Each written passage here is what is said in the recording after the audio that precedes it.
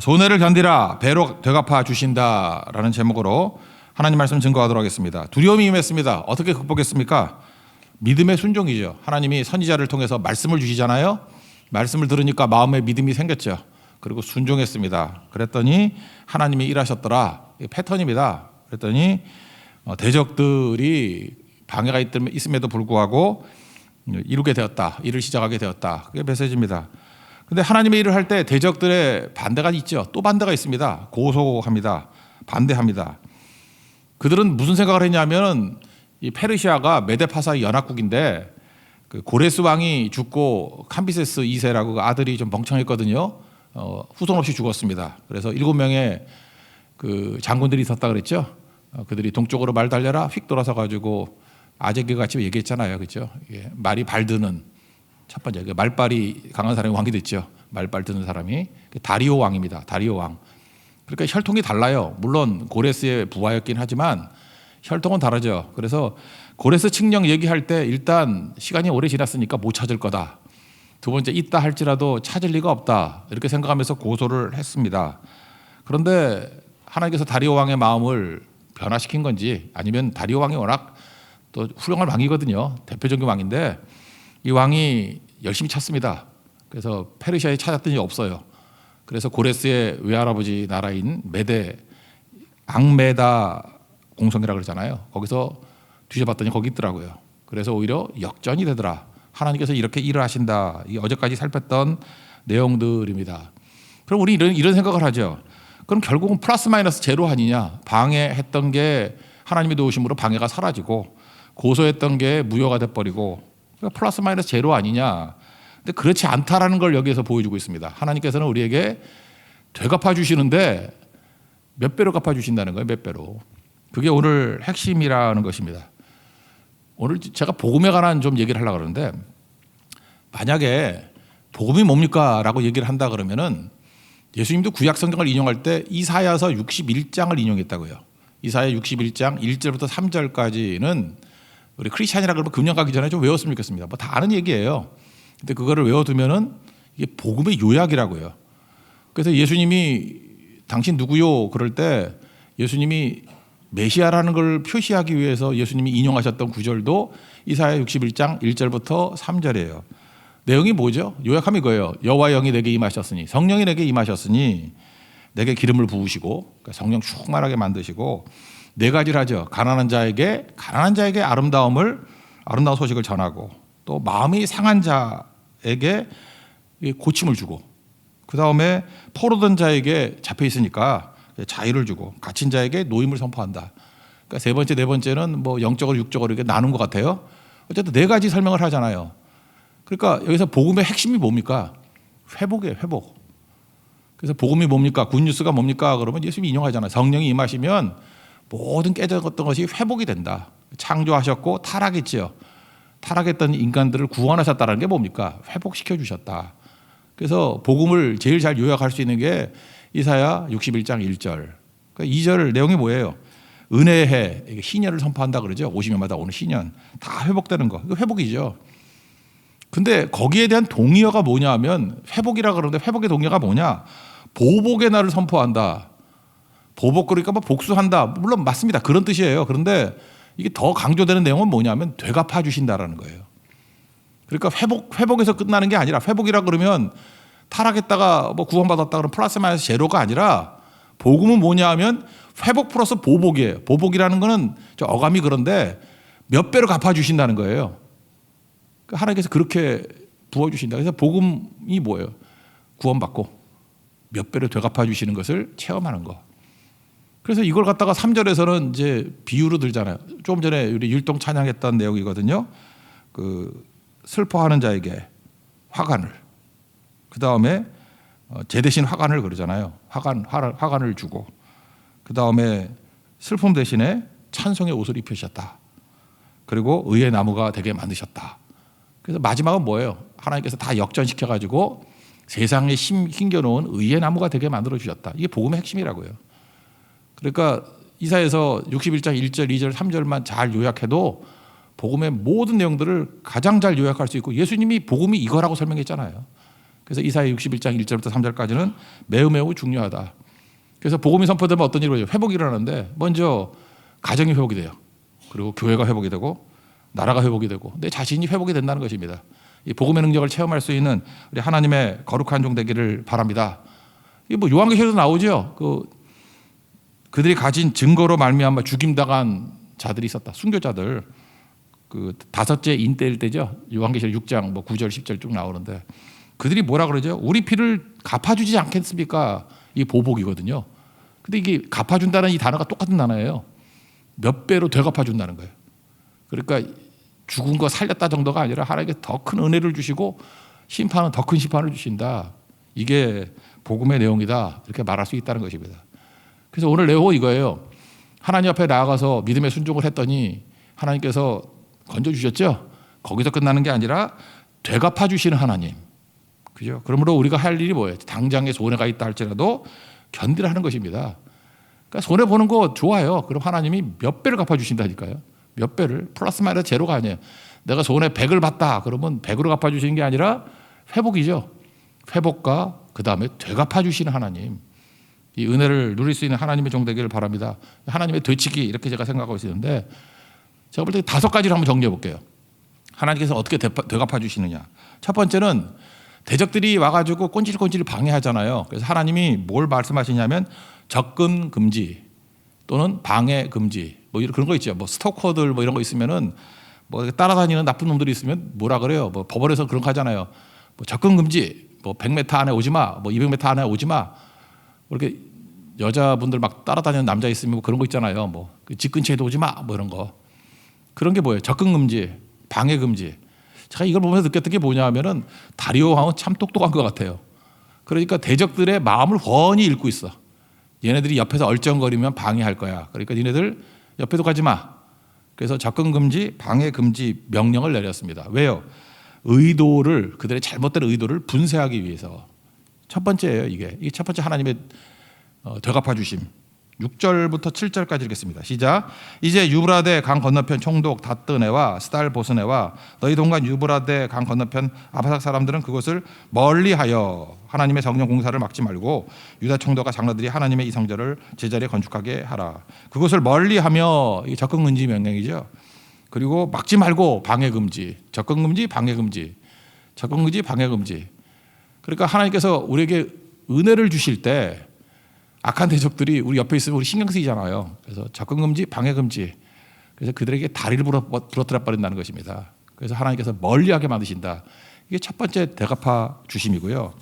두 번째는 뭐냐면 이건 참 원수의 목전에서 내게 상을 베푸신다. 그거하고 똑같은 얘기인데 너네들은 옆에는 가지 말고 뒤치다거리 해. 통쾌하죠. 대적들을 향해서 뭐라 해요? 뒤치다거리 해. 이렇게 얘기한다라는 것입니다. 지금 방해하는 사람들이 나름대로 그 중간 지도자들 아니에요. 총독들, 뭐 왕들 그런 거 아닙니까? 분봉왕들. 그러니까 니네 지역에서 이 페르시아 대신에 세금 받고 있지. 그러니까 페르시아 세금이지만 사실은 자기들이 받는 세금 아니에요. 거기서 상당수는 먹고 위에는 뭐 조금만 올려 보내겠지. 그러니까 니네들이 받는 세금으로 도와줘라. 성전 있는 거 도와줘라. 방해하는 사람의 그 돈 갖고 니네들이 돈 대줘 그런다고요. 제가 볼 때 이 대적들이라 그러면 머리 돌 거예요. 그죠? 미치겠죠? 방해 실패 정도가 아니라 우리 부로 도우래. 뒤치다거리 하래. 그래서 반대의 그침이 아니라 협력하라. 이렇게 명령했다는 것입니다. 그러므로 잊지 마십시오. 대적 그럴 때 이 대적을 잘 보면 하나님께서 변화시켜주면 우리의 공급자가 돼요. 우리의 헬퍼가 된다고. 인생 살다 보면 진짜 그럴 때가 되게 많아요. 저 대적이었는데 하나님이 확 바꾸셔가지고 결국은 내 앞길을 도와주는 뒤치다거리 하는 시종으로 만들어 버리시네. 그렇게 만들어 버렸다는 것입니다. 그러니까 하나님의 되갚아 주심이 대단한 거죠. 그런 역사가 나타나게 된다라는 것입니다. 8절 9절 읽어보겠습니다. 시작. 내가 또 조서를 내려서 하나님의 이 성전을 건축함에 대하여 너희가 유다 사람의 장로들에게 행할 것을 알리노니 왕의 재산 곧 유브라데 강 건너편에서 거둔 세금 중에서 그 경비를 이 사람들에게 끊임없이 주어 그들로 멈추지 않게 하라. 9절. 또 그들이 필요로 하는 것 곧 하늘의 하나님께 드릴 번제의 소송아지와 순양과 어린 양과 또 밀과 소금과 포도주와 기름을 예루살렘 제사장의 요구대로 어김없이 날마다 주어. 그러니까 대적들한테 공급해 주라는 거예요. 완전 뒤집혀 버리는 거죠. 이거 출애굽할 때도 똑같았죠. 그 핍박하던 애굽 사람들 출애굽을 할 때 그들의 금은부와 다 갖고 나가 버렸잖아요. 대적자들이 핍박자들이 오히려 조력자가 되어버리고 공급자가 되어주시더라. 그러므로 여러분들 이런 거 상상해 보세요. 지금 여러분들 대적하는 사람들 있죠? 저 곧 나한테 공급자가 될 거야. 날 위해서 뭘 공급해 줄 거야. 실제로 진짜 그렇더라고요. 그렇게 되는 일들이 있다라는 것입니다. 그리고 세 번째는 뭐냐면 이 대적자들이 주로 했던 일이 뭐예요? 이제 에스라, 느헤미야 계속 보면 나오겠지만 얘네들은 입만 살았어. 그래서 말끝마다 협박하잖아요, 그죠? 협박을 엄청 해. 그랬더니 하나님께서 오히려 그 협박하는 자들을 협박 당하게 만들어 버리십니다. 막 협박해요. 협박이 뭐 대단해. 뭐 들보를 빼어서 뭐 메어 달게 만들고 뭐 니네 집터는 거름떠기를 만들고. 여러분 그 엽기적인 그녀 뭐 이렇게 여자분들도 이렇게 그 남쪽 출신들은 욕이 되게 심하지 않아요?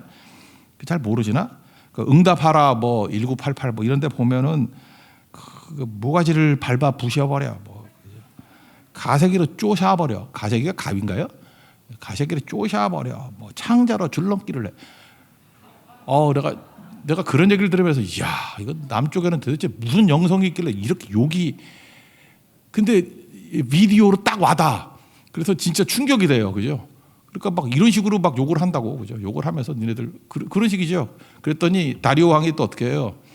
그죠? 그대로 욕을 하잖아요. 뭐 걸음떨이게 만들어 버리고, 뭐 들보를 빼가지고 들보를 어떻게 빼가지고 매달아 버리고 뭐 그런 게 사실은 이게 묘사죠.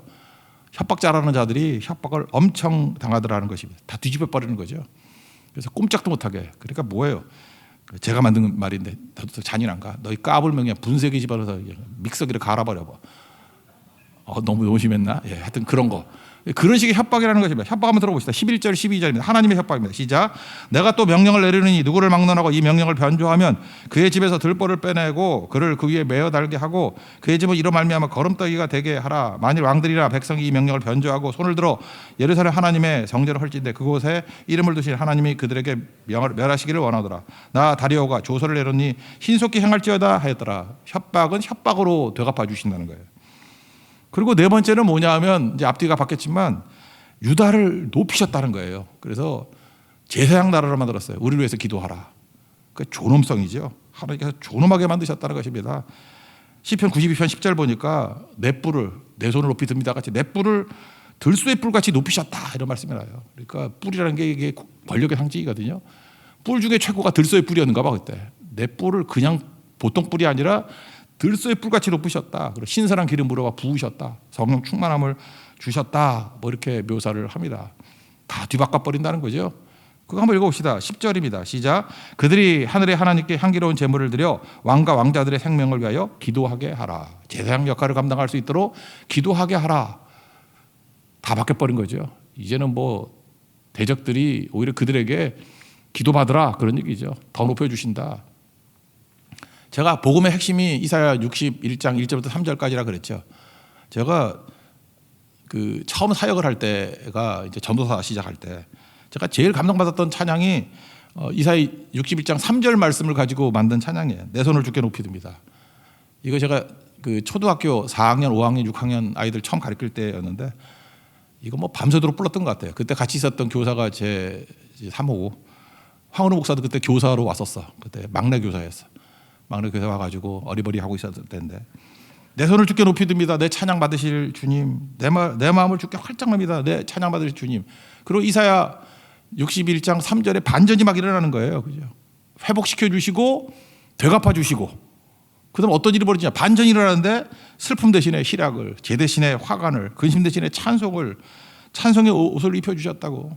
이거 뭐 랄랄라라는 뭐 생각도 안 나고 하여튼 그것만 무지하겠던 것 같아요. 그리고 그때 만들었던 복음성가집 옛날에는 이게 인터넷 없으니까 책을 이렇게 묶었다고.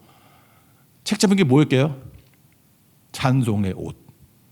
찬송의 옷 1, 2, 3. 담임 목사님이 좋다고 계속 만들래. 4, 5, 6. 찬송의 옷이에요. 찬송의 옷. 이게 복음의 복음. 갑자기 이 말씀 보니까 그 생각이 나더라고요. 찬송의 옷이라고. 사실 처음으로 돌아가는 것 같아요. 그죠? 그때의 감격. 찬송의 옷으로 입혀주셨다고. 이게 뭐예요? 하나님께서 우리를 높여주시는 거예요. 영광스럽게 만들어주신다고. 그런 영광스러움이 하나님의 종들 가운데 임하기를 기원합니다. 성경에는 4가지지만 제가 하나 덧붙였어요. 5번째 하나님께서 되갚아 주시는 게 내용이 뭐냐 하면 우리에게 간증과 이야기가 있게 만들어 주셨다라는 거예요. 사실 성전 다 짓고 난 다음에 뭐 예배만 드리면 그렇지만 그 건물이잖아요, 건물. 근데 그 안에 컨텐츠가 있게 만든 거예요. 그 지을 때 뭐 건물 짓고 난 다음에 이야기가 있어야 될 거 아니에요. 간증과 이야기를 준 거죠. 고난은 우리에게 간증과 이야기를 줘요. 그래서 후손들에게 이게 성전 어떻게 지은 거예요? 우리 포로로 끌려갔다 왔는데 어떻게 지은 거예요? 그럴 때마다 야, 엄청난 공격과 방해가 있었어.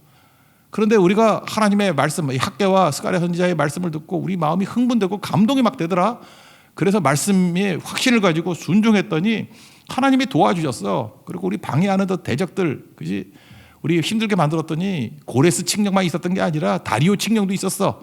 고레스 칙령이 허가라 그러면 다리오 칙령은 우리를 도와주라는 거야. 이게 되갚아주는 칙령이야. 하나님께서 이렇게 이방 왕들을 통해 가지고 우리에게 엄청나게 부어주셨어. 방해하는 자들 글쎄 우리를 도와주더라. 걔네들이 세금 받은 거 자기 돈 갖고 우리를 도와주라 그러더라. 우리 사실 성전 어떻게 짓는지 잘 몰랐는데 어저께 1, 2, 3, 4, 5절에 나오죠. 성전 도면까지 자세히 기록을 해가지고 야, 고레스 대단하더라. 그걸 자세히 기록해가지고 우리보다 더 자세히 기록해놨어. 그래서 우리가 도움이 됐어. 뭐 이런 얘기들 쭉 하는 거죠. 이게 다 스토리 아니에요, 스토리.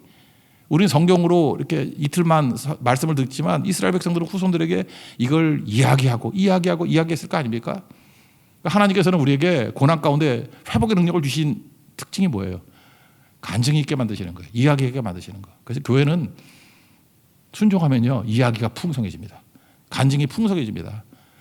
여러분들도 우리 2022년뿐만 아니라 2023년에 많은 간증과 이야기가 있는 승리 한 해가 되기를 축원합니다. 이렇게 되갚아 주신다는 거예요. 이 5가지가 다 있었으면 좋겠어요.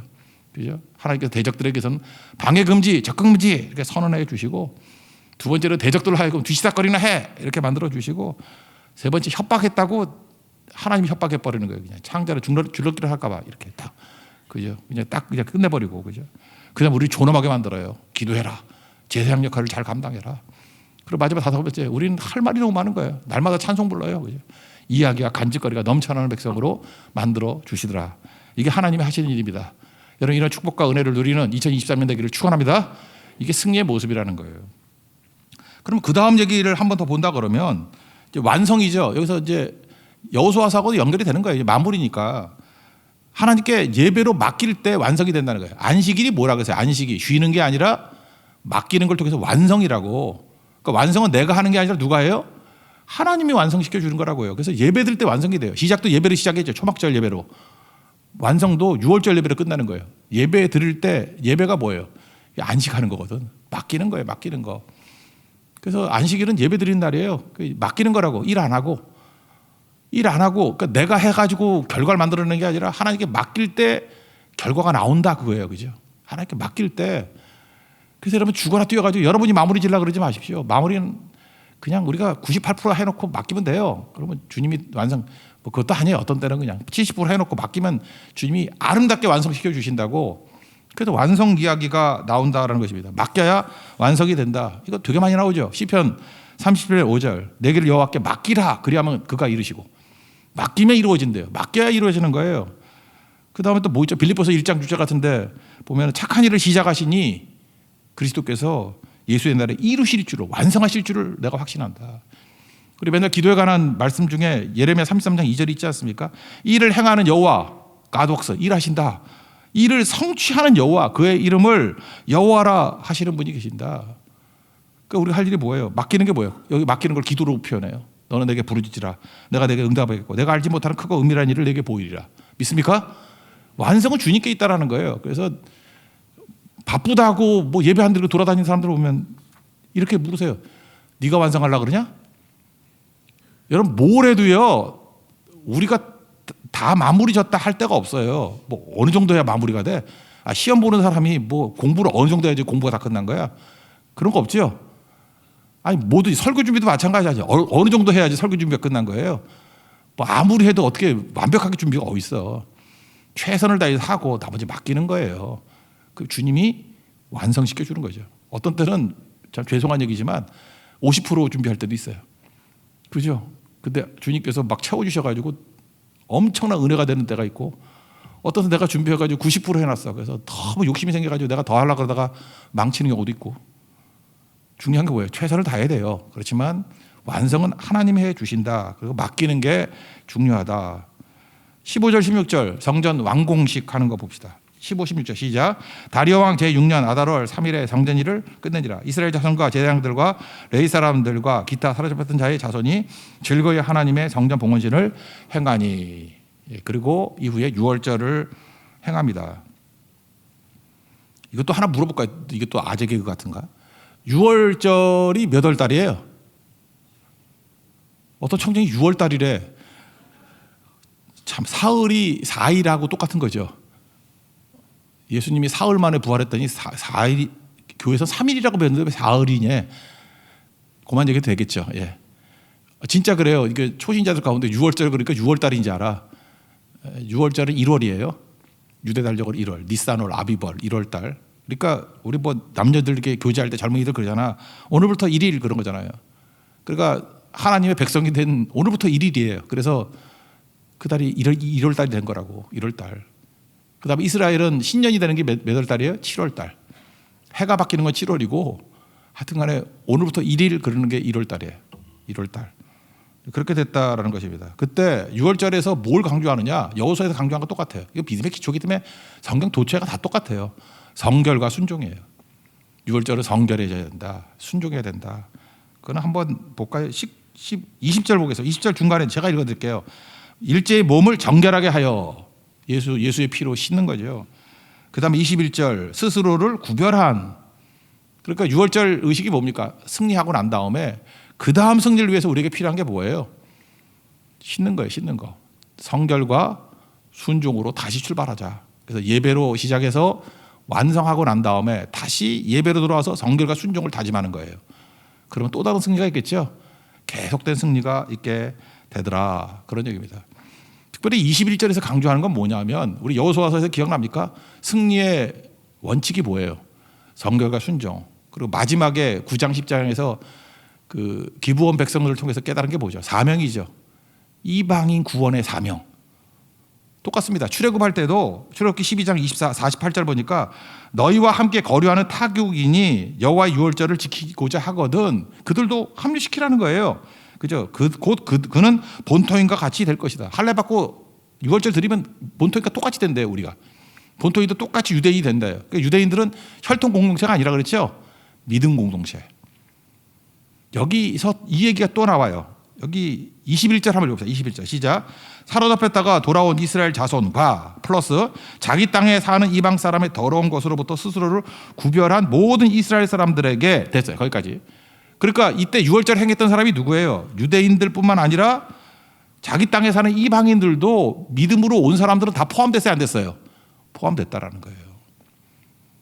그러니까 여기서 강조하는 거 뭡니까? 선교 사명이에요. 이스라엘이 이스라엘을 끝나는 게 아니라는 거예요. 여기 되게 배타적 같이 보였죠? 아니에요.